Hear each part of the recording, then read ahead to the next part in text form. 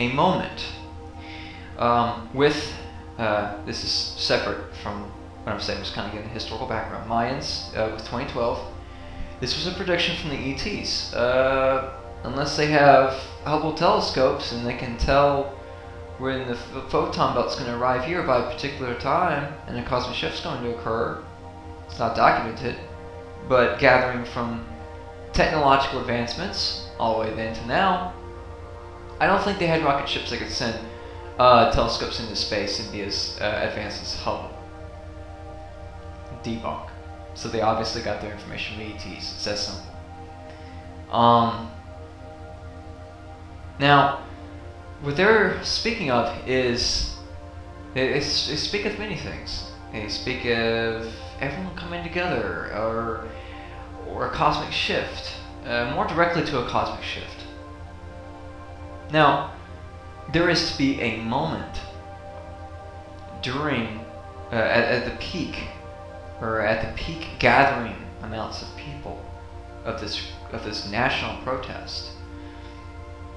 This moment is to be described as the cosmic shift.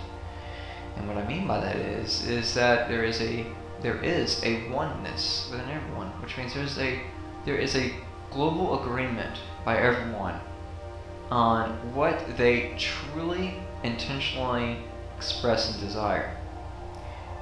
99% of the time, it's peace.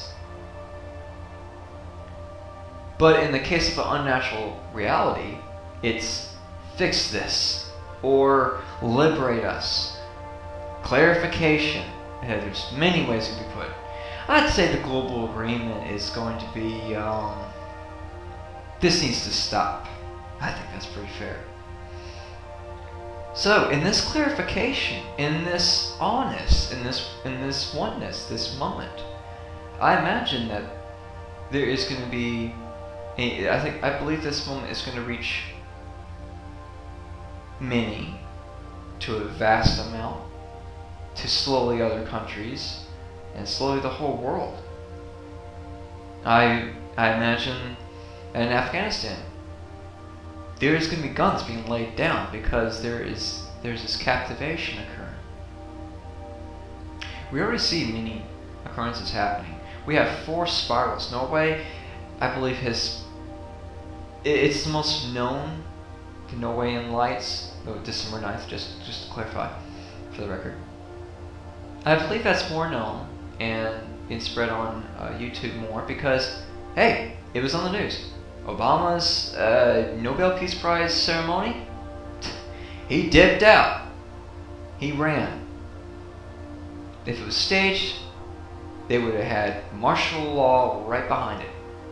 It was not staged.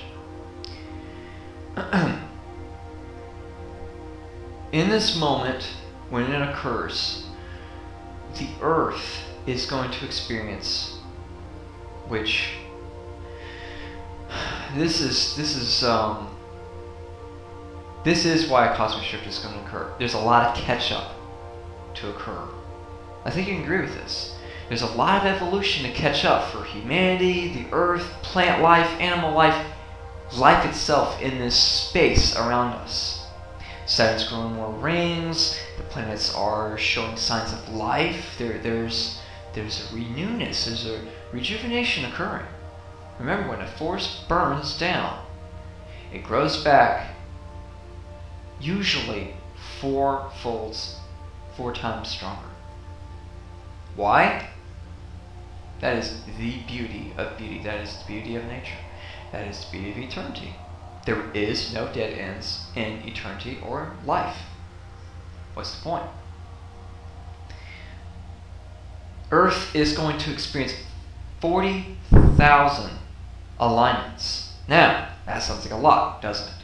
Well, considering our own stories as beings and how we have needed so much, if you were to count, let's say you had your whole life in front of you and you were able to, at ease, point out every single realization, aka alignment, every experience that was meaningful, aka alignment. That's what alignment means. It means you're in a direction that locates a memory, that locates an experience, and locates an understanding, you would come up with a very fair sum. Now look at how many people are on Earth.